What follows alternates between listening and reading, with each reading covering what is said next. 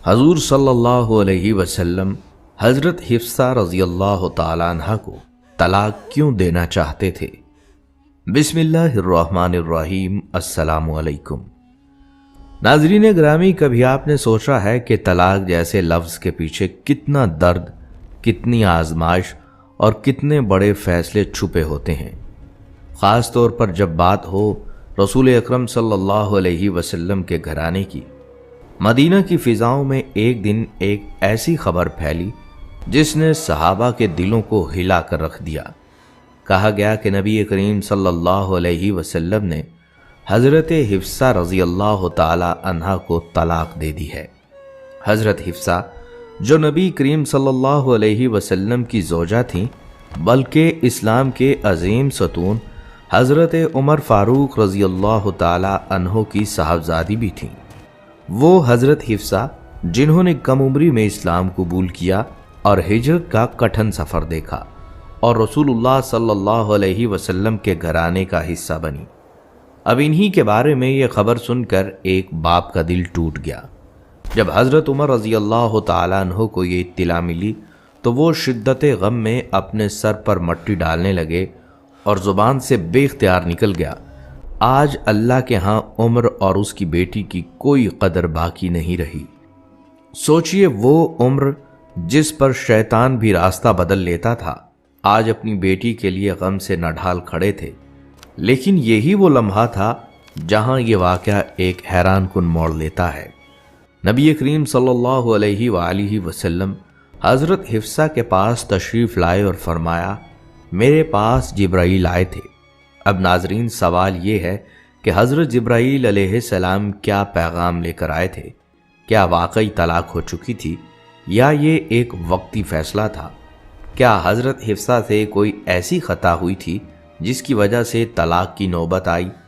اور سب سے بڑھ کر اس پورے واقعے میں امت مسلمہ کے لیے کون سا عظیم سبق پوشیدہ ہے؟ ناظرین، یہ سب کچھ آپ آج کی اس ویڈیو میں جانیں گے، بلکہ اسی ویڈیو میں حضرت عمر رضی اللہ تعالیٰ عنہ کی بیٹی حضرت حفصہ رضی اللہ تعالیٰ عنہ کے اوصاف و کمالات بھی آپ کے ساتھ شیئر کریں گے، اور حفصہ نام کا معنی کیا ہے اور حفصہ نام رکھنے کا کیا حکم ہے، یہ بھی ویڈیو میں آپ جانیں گے۔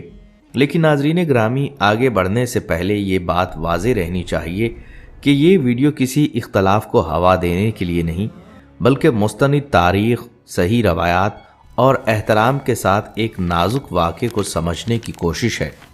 ہمارا مقصد نہ کسی کی دل آزاری ہے اور نہ ہی کسی مسلک پر انگلی اٹھانا، بلکہ وہ حقیقت پیش کرنا ہے جو ہمیں صبر، حکمت اور اللہ کے فیصلوں پر یقین کا سبق دیتی ہے۔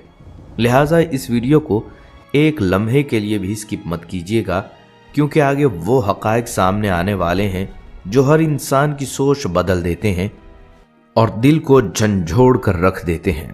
تو ناظرین، یہ مکمل قصہ سیرت کی کتابوں میں یوں بیان کیا جاتا ہے کہ اسلام کے دوسرے خلیفہ امیر المومنین حضرت عمر رضی اللہ تعالیٰ عنہ کی بیٹی کا نام حفصہ تھا۔ حفصہ رضی اللہ تعالیٰ عنہ کی والدہ حضرت زینب بن مظعون رضی اللہ تعالیٰ عنہ ہیں، جو جلیل القدر صحابی حضرت عثمان بن مظعون رضی اللہ تعالیٰ عنہ کی بہن تھی۔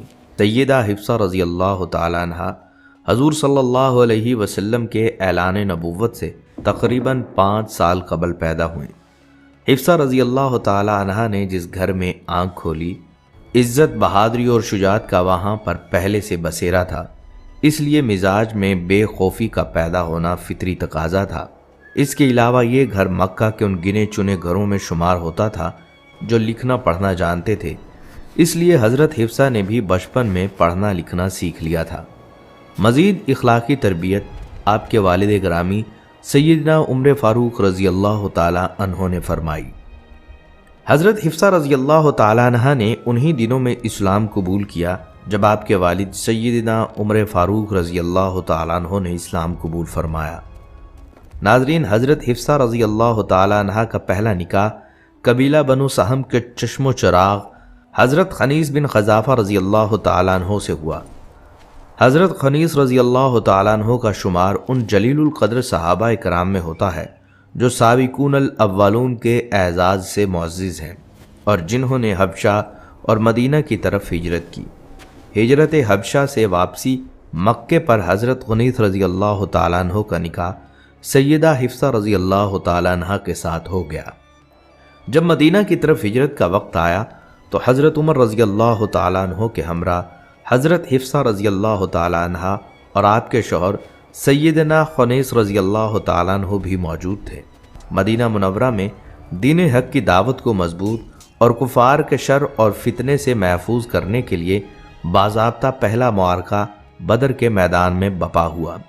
سیدہ حفصہ رضی اللہ تعالیٰ عنہ کے شوہر بھی اس مارکے میں ایمانی جوش و جذبے کے ساتھ شریک ہوئے، اپنی شجاعت کے جوہر دکھائے، مردانہ وار لڑے، یہاں تک کہ آپ کو ایک ضرب لگی، لہٰذا آپ کو مدینہ واپس لایا گیا۔ علاج و معالجہ کے باوجود آپ جاں بر نہ ہو سکے اور سیدہ حفصہ رضی اللہ تعالیٰ عنہ بیوہ ہو گئیں۔ حضرت خنیس بن قذافہ رضی اللہ تعالیٰ عنہ کی شہادت کے وقت سیدہ حفصہ رضی اللہ تعالیٰ عنہ کی عمر تقریباً 21 سال تھی۔ اس کم عمر میں بیوگی کا صدمہ سہنا آسان نہیں تھا۔ مزید یہ کہ حضرت حفصہ رضی اللہ تعالیٰ عنہ کے والد گرامی سیدنا عمر فاروق رضی اللہ تعالیٰ عنہ اسلام کے مزاج کو بہت اچھی طرح جانتے تھے، اس لیے حضرت عمر فاروق رضی اللہ تعالیٰ عنہ کو سیدہ حفصہ رضی اللہ تعالیٰ عنہ کی عدت کی مدت مکمل ہونے کے بعد ان کے نکاح کی فکر لاحق ہوئی۔ آپ رضی اللہ تعالیٰ عنہ کی خواہش تھی کہ جلد سے جلد سیدہ حفصہ کا گھر دوبارہ سے آباد ہو جائے۔ جوان بیٹی کے دامن سے بیوگی کے داغ کو دھونے کے لیے سیدنا عمر رضی اللہ تعالیٰ عنہ نے ان کے لیے نیک صالح سلیقہ مند شوہر کی تلاش شروع کی۔ دوسری طرف غزوہ بدر کے دنوں میں سیدنا عثمان رضی اللہ تعالیٰ عنہ کی اہلیہ سیدہ رقیہ بنت محمد صلی اللہ علیہ وسلم کا انتقال ہو چکا تھا۔ سیدنا عثمان بن عفان رضی اللہ تعالیٰ عنہ حیادار، نیک اور صالح انسان تھے، اس لیے سیدنا عمر فاروق رضی اللہ تعالیٰ عنہ اس سلسلے میں آپ سے بات کرنے سیدنا عثمان رضی اللہ تعالیٰ عنہ کے گھر تشریف لے گئے اور اپنے آنے کا مدعا بیان کیا۔ اس پر سیدنا عثمان رضی اللہ تعالیٰ عنہ نے سوچنے کے لیے کچھ دن کا وقت لیا۔ کچھ دنوں بعد سیدنا عمر فاروق رضی اللہ تعالیٰ عنہ دوبارہ حضرت عثمان رضی اللہ تعالیٰ عنہ کے پاس تشریف لے گئے اور ان سے اس بارے میں دریافت کیا۔ حضرت عثمان رضی اللہ تعالیٰ عنہ نے معذرت کر لی اور فرمایا کہ میرا فی الحال کوئی ارادہ نہیں ہے۔ اس کے بعد سیدنا عمر فاروق رضی اللہ تعالیٰ عنہ نے اس سلسلے میں سیدنا ابو بکر رضی اللہ تعالیٰ عنہ سے بات کی۔ سیدنا ابو بکر رضی اللہ تعالیٰ عنہ نے آپ رضی اللہ تعالیٰ عنہ کی بات کو بغور سنا، لیکن کوئی جواب دیے بغیر خاموش ہو گئے۔ رنجیدگی کے عالم میں حضرت عمر فاروق رضی اللہ تعالیٰ عنہ آپ صلی اللہ علیہ وسلم کے پاس تشریف لائے اور ساری صورتحال بتلائی۔ آپ صلی اللہ علیہ وسلم نے حضرت عمر فاروق رضی اللہ تعالیٰ عنہ کو ایسی خوشخبری سنائی کہ آپ کو کسی بات کا ملال باقی نہ رہا۔ نبی کریم صلی اللہ علیہ وسلم نے ارشاد فرمایا، حفصہ کی شادی اس شخص کے ساتھ ہوگی جو ابو بکر اور عثمان سے افضل ہے، اور عثمان کی شادی اس خاتون سے ہوگی جو حفصہ سے بہتر ہے۔ ایسے ہی ہوا۔ کچھ عرصے بعد آپ صلی اللہ علیہ وسلم نے سیدہ حفصہ رضی اللہ تعالی عنہ کے لیے اپنا پیام نکاح سیدنا عمر رضی اللہ تعالیٰ عنہ کے گھر بھجوایا، جسے حضرت عمر فاروق رضی اللہ تعالیٰ عنہ نے خوشی سے قبول فرمایا۔ چنانچہ 3 ہجری شعبان المعظم کے مہینے میں آپ رضی اللہ تعالیٰ عنہ نے اپنی بیٹی حضرت حفصہ رضی اللہ تعالیٰ عنہ کا نکاح بعوض 400 درہم حق مہر کے نبی کریم صلی اللہ علیہ وسلم کے ساتھ کر دیا۔ اس وقت سیدہ حفصہ رضی اللہ تعالیٰ عنہ کی عمر تقریباً 22 سال تھی۔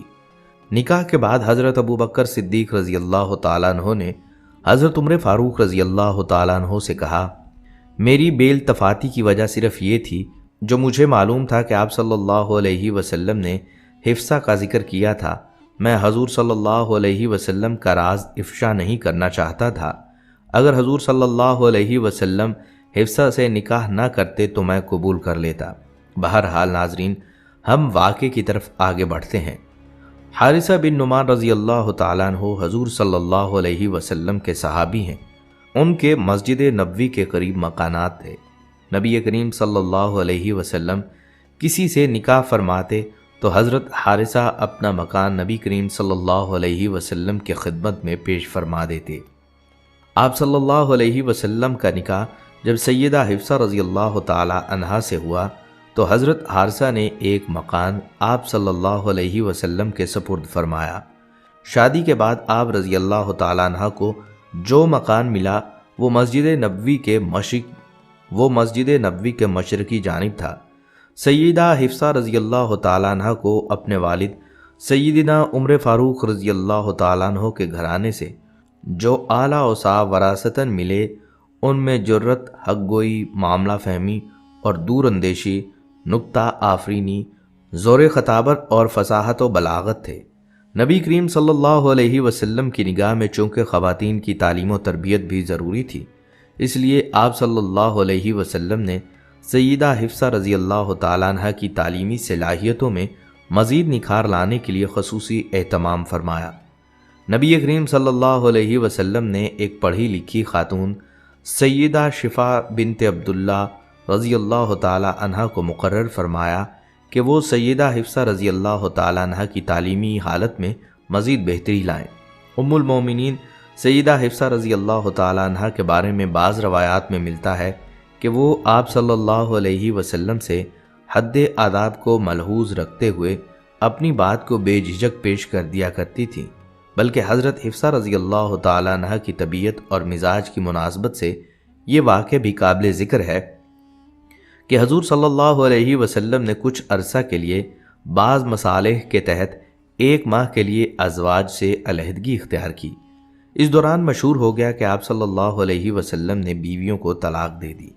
انہی دنوں کی بات ہے جب حضرت عمر رضی اللہ تعالیٰ عنہ کی بیوی نے کسی معاملہ میں انہیں مشورہ دینا چاہا تو وہ سخت خفا ہوئے کہ مردوں کے معاملات میں عورتوں کی مداخلت کے کیا معنی۔ تب ان کی بیوی کہنے لگیں کہ آپ کی بیٹی حفصہ رضی اللہ تعالیٰ عنہ تو حضور صلی اللہ علیہ وسلم کے آگے بولتی ہیں اور ان کو جواب دیتی ہیں، یہاں تک کہ بعض مرتبہ رسول کریم صلی اللہ علیہ وسلم سارا دن حفصہ سے ناراض رہتے ہیں۔ حضرت عمر رضی اللہ تعالیٰ عنہ کو یہ بات ناگوار ہوئی اور فوراً اپنی بیٹی حفصہ کی خبر لینے ان کے گھر پہنچ گئے اور پوچھا، کیا تمہارے آگے سے بولنے کی وجہ سے حضور صلی اللہ علیہ وسلم بعض دفعہ سارا دن تم سے ناراض رہتے ہیں؟ انہوں نے عرض کیا، ہاں بعض دفعہ ایسا ہو جاتا ہے۔ آپ نے فرمایا، یاد رکھو عائشہ کی ریس کرتے ہوئے تم کسی دن اپنا نقصان نہ کر لینا۔ پھر حضرت عمر رضی اللہ تعالیٰ عنہ اپنی حضرت عمر فاروق رضی اللہ تعالیٰ عنہ اپنی رشتہ دار اور حضور صلی اللہ علیہ وسلم کی دوسری زوجہ مطہرہ حضرت ام سلمہ کو بھی یہی نصیحت کرنے چلے گئے۔ انہوں نے بھی کیا خوب جواب دیا کہ اے عمر، اب رسول اللہ صلی اللہ علیہ وسلم کے گھریلو معاملات میں بھی آپ مداخلت کرنے لگے ہو، کیا اس کے لیے خود رسول اللہ صلی اللہ علیہ وسلم کافی نہیں ہے؟ حضرت عمر رضی اللہ تعالیٰ عنہ بیان فرماتے ہیں، میں خاموشی سے واپس چلا آیا اور اسی وقت یہ واقعہ حضور صلی اللہ علیہ وسلم کو جا سنایا، جس پر آپ صلی اللہ علیہ وسلم پریشانی کے اس عالم میں بھی خوب محظوظ ہو کر مسکراتے رہے۔ اس طرح قیس بن زید سے روایت ہے، حضور صلی اللہ علیہ وسلم نے ایک دفعہ حضرت حفصہ کو طلاق دینے کا ارادہ کیا۔ اتفاق سے اس موقع پر حضرت حفصہ کے ماموں کا ان کے گھر آنا ہوا تو وہ بے اختیار رو پڑی اور کہنے لگے، خدا کی قسم یہ مت سمجھنا کہ کسی اکتاہٹ یا بیزاری کی وجہ سے حضور صلی اللہ علیہ وسلم نے مجھے طلاق دی، بلکہ قرآن میں اللہ تعالیٰ نے فرمایا کہ اے نبی، جب تم طلاق دو عورتوں کو تو ان کو طلاق دو ان کی عدت پر اور گنتے رہو۔ اس وقت تک حضور صلی اللہ علیہ وسلم نے صرف پہلی طلاق کا ہی ذکر فرمایا تھا، جس کے بعد رجوع کا امکان تو باقی تھا، مگر حضور صلی اللہ علیہ وسلم سے کسی شکایت کی بجائے وہ حضور صلی اللہ علیہ وسلم کا دفاع کرتے ہوئے ذمہ داری اپنے سر لے رہی تھی، جس سے ان کا جذبہ فدائیت ظاہر و باہر ہے۔ دریں اثنا حضور صلی اللہ علیہ وسلم گھر تشریف لائے تو حضرت حفصہ اپنی چادر سنبھالنے لگیں۔ رسول اللہ صلی اللہ علیہ وسلم نے فرمایا، جبرائیل میرے پاس آئے اور مجھے کہا کہ حفصہ سے رجوع کر لیں، وہ روزے رکھنے والی اور بہت عبادت گزار ہیں اور جنت میں بھی آپ کے ساتھ ہوں گی۔ بلا شبہ اللہ کی طرف سے حضرت حفصہ رضی اللہ تعالیٰ عنہ کے حق میں یہ ایک عظیم الشان گواہی ہے جس سے آپ رضی اللہ تعالیٰ عنہ کے روحانی مقام کا اندازہ بھی ہوتا ہے۔ دوسری روایت میں ذکر ہے کہ حضرت حفصہ رضی اللہ تعالیٰ عنہ کی طلاق کی اطلاع جب حضرت عمر رضی اللہ تعالیٰ عنہ کو پہنچی تو انہوں نے سخت فکر مندی اور گھبراہٹ کے عالم میں اپنے سر میں خاک ڈال کر کہا کہ جب میری بیٹی رسول اللہ صلی اللہ علیہ وسلم کے عقد میں نہیں رہے گی تو اللہ تعالیٰ عمر کی کیا پرواہ کرے گا۔ حضرت عمر رضی اللہ تعالیٰ عنہ کا یہ رد عمل ان کی کمال عاجزی اور انکساری کے ساتھ محبت رسول کو بھی ظاہر کرتا ہے۔ الغرض حضرت عمر رضی اللہ تعالیٰ عنہ اپنی تمام تر جرت اور حوصلہ مندی کے باوجود بہت فکر مند ہوئے کہ یہ رشتہ نہ رہا تو خدا معلوم کیا بنے گا۔ اللہ تعالیٰ نے ان کی التجا سنی، چنانچہ دوسری روایت کے مطابق حضور صلی اللہ علیہ وسلم نے اس موقع پر یہ بھی فرمایا تھا، اللہ تعالیٰ نے مجھے حفصہ سے رجوع کا حکم دیا ہے، اور اس کا ایک سبب حضرت عمر رضی اللہ تعالیٰ عنہ پر اللہ تعالیٰ کی رحمت اور شفقت کا اظہار بھی ہے۔ چنانچہ آپ صلی اللہ علیہ وسلم نے طلاق سے رجوع کر لیا۔ یہ واقعہ طلاق صحیح ستہ کی کتب ابو داؤد، نسائی، ابن ماجہ اور دیگر کتب طبرانی اور ابن سعد وغیرہ میں مذکور ہے۔ بلکہ ناظرین، ایک روایت کے مطابق نبی صلی اللہ علیہ وسلم نے حضرت حفصہ رضی اللہ تعالیٰ عنہ کو طلاق دی تھی، اور اس کی وجہ یہ تھی کہ حضور صلی اللہ علیہ وسلم نے حضرت حفصہ کو ایک راز پوشیدہ رکھنے کا حکم دیا تھا، مگر وہ پوشیدہ نہ رکھ سکیں، اور حضرت عائشہ رضی اللہ تعالیٰ عنہ کے سامنے وہ راز ظاہر کر دیا۔ یہ راز اسلام کی حکمت، امت کے مفاد اور بعض معاملات میں اجتماعی فہم سے جڑا تھا، لیکن حضرت حفصہ رضی اللہ تعالیٰ عنہ کی بے باکی اور کھلے دل کی خصوصیت نے انہیں مجبور کر دیا کہ وہ یہ راز حضرت عائشہ رضی اللہ تعالیٰ عنہ کے سامنے ظاہر کر دیں۔ یہ بات سنتے ہی حضور صلی اللہ علیہ وسلم کی آنکھوں میں رنج کے جذبات آئے، کیونکہ راز کا مقصد صرف حفاظت اور حکمت تھا، ظاہر کرنے سے عارضی پیچیدگیاں بھی ہو سکتی تھیں۔ چنانچہ اس خطا کی وجہ سے حضور صلی اللہ علیہ وسلم نے حضرت حفصہ رضی اللہ تعالیٰ عنہ کو طلاق دے دی۔ لیکن یہاں دلچسپ نکتہ یہ ہے کہ یہ طلاق مستقل نہیں تھی۔ حضرت جبرائیل رضی اللہ تعالیٰ عنہ نے حضور صلی اللہ علیہ وسلم کو مشورہ دیا کہ حضرت حفصہ رضی اللہ تعالیٰ عنہ سے رجوع کیا جائے، کیونکہ ان کا مقصد خالص اور نیت کے اعتبار سے درست تھا، اور یوں حضور صلی اللہ علیہ وسلم نے حضرت حفصہ رضی اللہ تعالیٰ عنہ سے دوبارہ رشتہ قائم کر لیا، اور یہ واقعہ ایک سبق آموز داستان بن گیا کہ رازداری اور حکمت کس قدر اہم ہے۔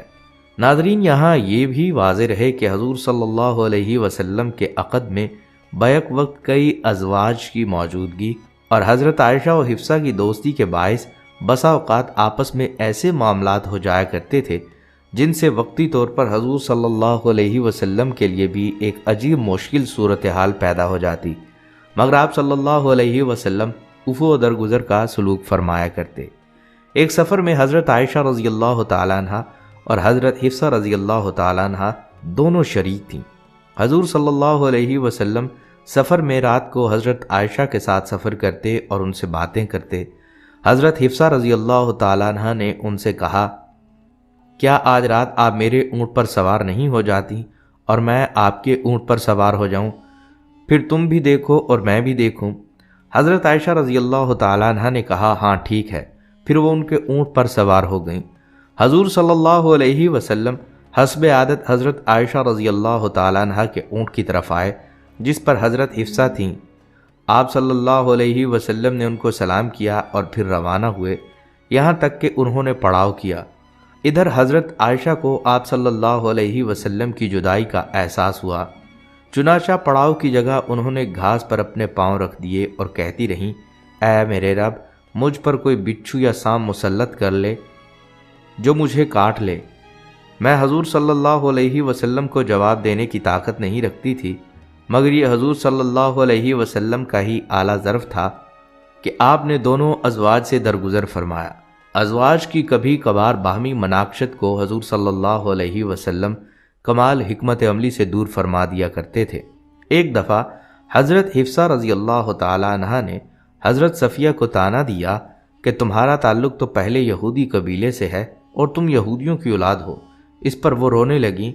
حضور صلی اللہ علیہ وسلم گھر تشریف لائے تو حضرت صفیہ رضی اللہ تعالیٰ عنہ کو روتے دیکھ کر فرمایا، آپ کو کیا ہوا؟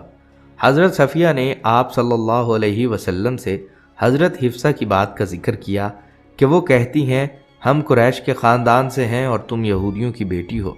حضور صلی اللہ علیہ وسلم نے فرمایا، تم ایک نبی ہارون کی بیٹی ہو اور تمہارے چچا حضرت موسیٰ بھی نبی تھے اور تم خود نبی کی بیوی ہو، پھر وہ حفصہ تم پر کس طرح فخر کر سکتی ہے؟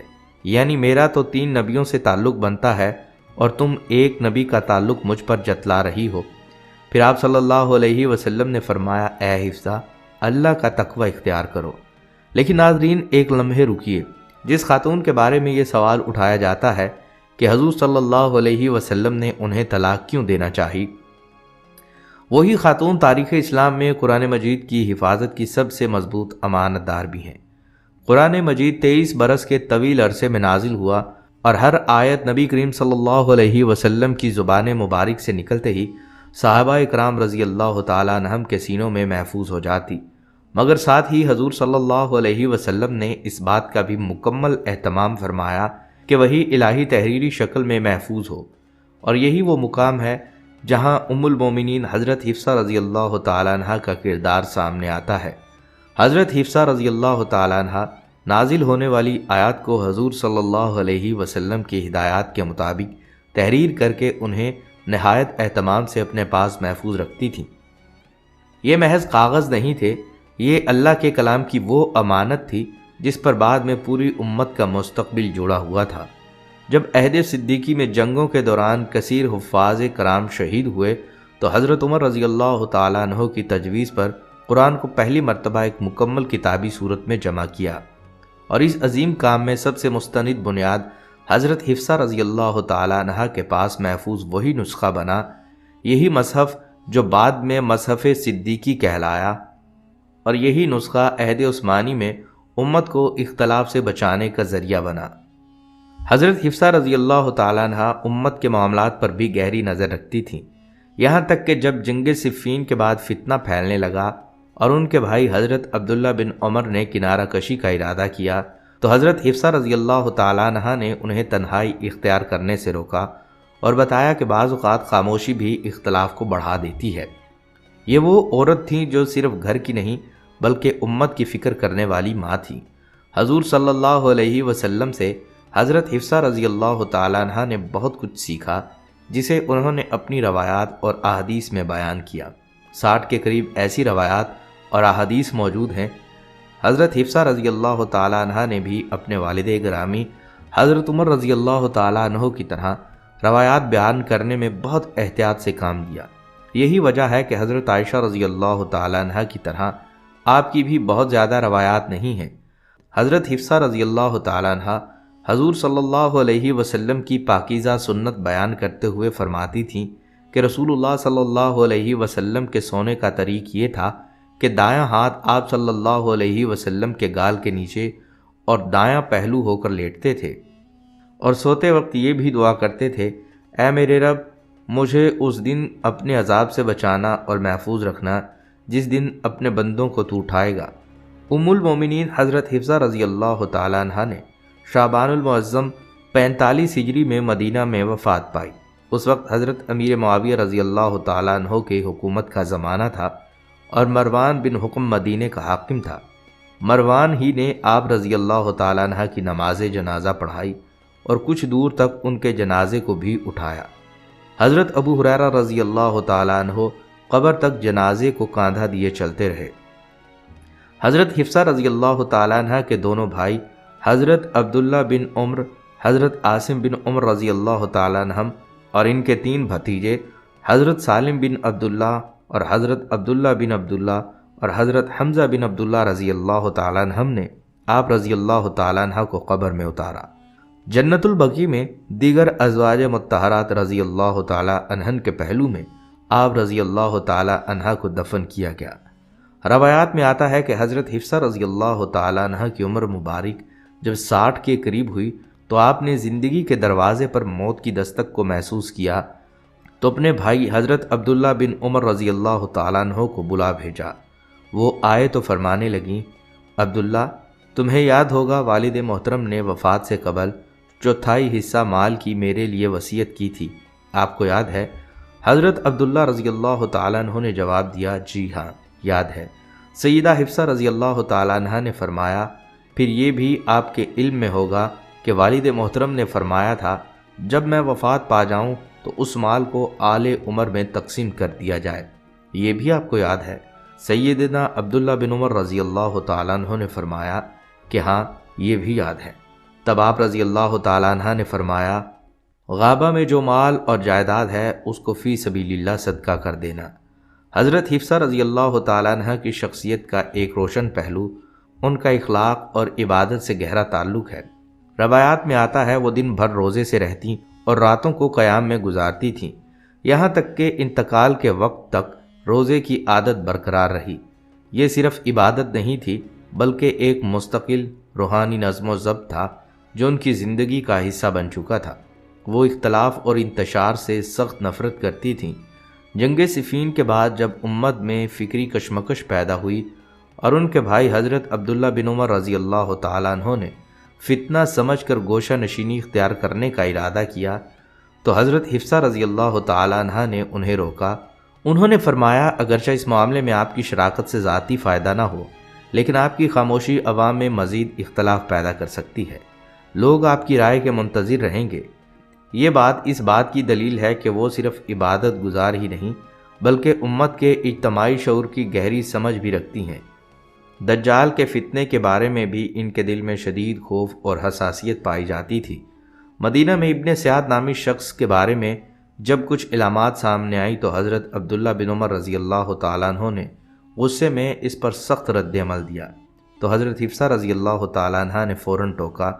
انہوں نے یاد دلایا کہ حضور صلی اللہ علیہ وسلم نے فرمایا تھا کہ دجال کے ظہور کا ایک بڑا محرک اس کا غصہ ہوگا۔ یہ الفاظ ان کی بصیرت اور احادیث کی گہری سمجھ کا واضح ثبوت ہے۔ البتہ مزاج میں ایک فطری تیزی تھی جو ان کی صاف گوئی اور بے باکی کا اظہار تھی۔ وہ ادب و احترام کے دائرے میں رہتے ہوئے حضور صلی اللہ علیہ وسلم سے کبھی کبھی براہ راست گفتگو کرتی اور اپنی رائے کا اظہار کر دیتی تھیں۔ یہی بات ایک موقع پر حضرت عمر فاروق رضی اللہ تعالیٰ عنہ کے لیے حیرت کا باعث بنی، جب انہیں معلوم ہوا کہ ان کی بیٹی آپ صلی اللہ علیہ وسلم سے بھی اپنی بات کہہ دیتی ہیں۔ مگر یہی اسلام کا انقلاب تھا جہاں عورت کو رائے، وقار اور آواز عطا کی گئی، اور حضرت حفصہ رضی اللہ تعالیٰ عنہ اس تبدیلی کی جیتی جاگتی مثال تھیں۔ اور ناظرین، یہاں یہ بھی جان لیجئے کہ حفصہ نام کے معنی کیا ہے اور حفصہ نام رکھنے کا حکم کیا ہے۔ عربی گرامر میں حفصہ کے معنی شیر یعنی بہادر کی بچی کے ہیں۔ یہ نام رکھنا اچھا اور باعث برکت ہے۔ ہماری دعا ہے اللہ پاک ہم سب کو نیک شخصیات کی قدردانی کرنے والا بنائے، آمین یا رب العالمین۔